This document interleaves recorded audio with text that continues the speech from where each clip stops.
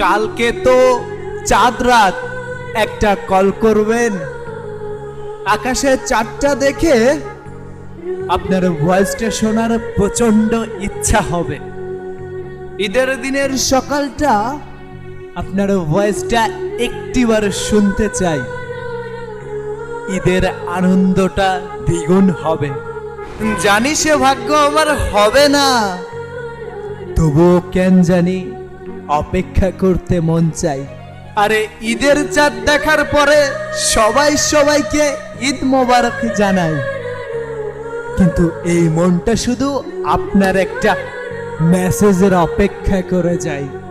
আরে অপরিচিত কত মানুষেও তো ঈদের শুভেচ্ছা জানায়।